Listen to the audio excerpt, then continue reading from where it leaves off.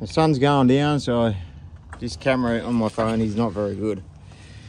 So imagine this is a cylinder. All right, piston's coming up and the valve shuts about there. So you measure from here to the top of the piston, top of the stroke, and you work out how many times that volume fits into there. So that's your top, that's your volume. So you work out how much that fits into there, and that's your compression ratio. When you're buying a cam, I'll say, well, running this cam, it's a 285 or something duration, and that means the cam's shutting a lot later.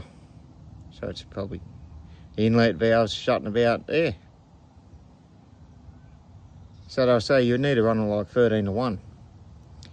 Dynamic compression is when your valve shuts the inlet. So when the valve shuts, then you measure it.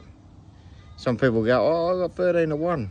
Oh, they're measuring from here to there, and then working out how many times. Of course it's going to fit more times, but this is not proper compression ratio, because your inlet valve is shutting here, so that's your ratio there. This is dynamic. So on pump gas, probably 8.5 to 1 dynamic, and they're going, oh, I got 13 to 1. It's not, because your inlet valve shutting here. Isn't the ideal thing to do to get more air into the cylinder to make more power? This is why they pump more oxygen in the cylinder when you turbo or supercharge it, or run a big block. So why do people want to run a huge cam on an NA? This is what's killing your power.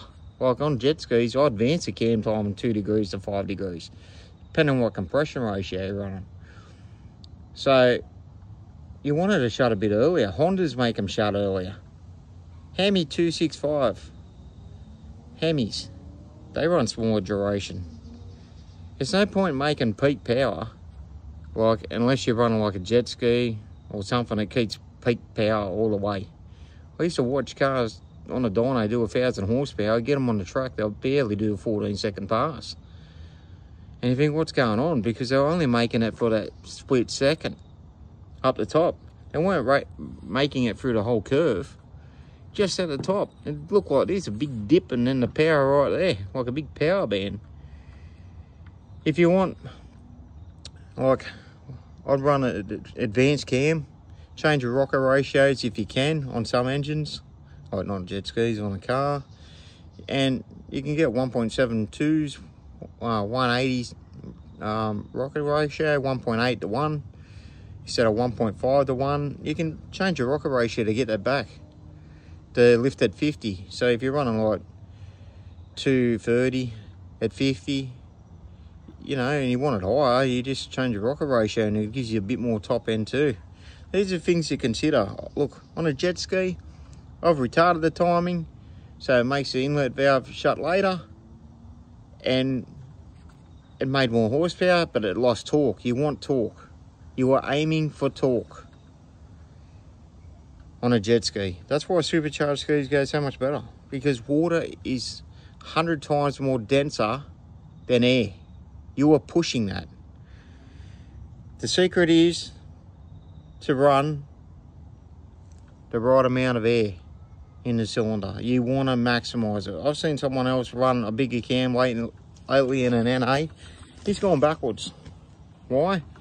Because he's not getting as much air. You might as well put a small engine in it.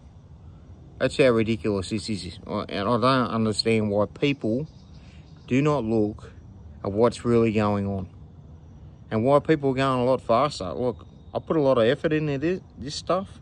I play with it. And the reason being why the 1800 HO jet ski runs better at 8,000 RPM is because of the length of the inlet manifold. If I made it shorter, it'd make more power higher. But then the cam's probably wrong. I'd probably have to retard it. So that's a couple of things to consider. All right, thanks for watching.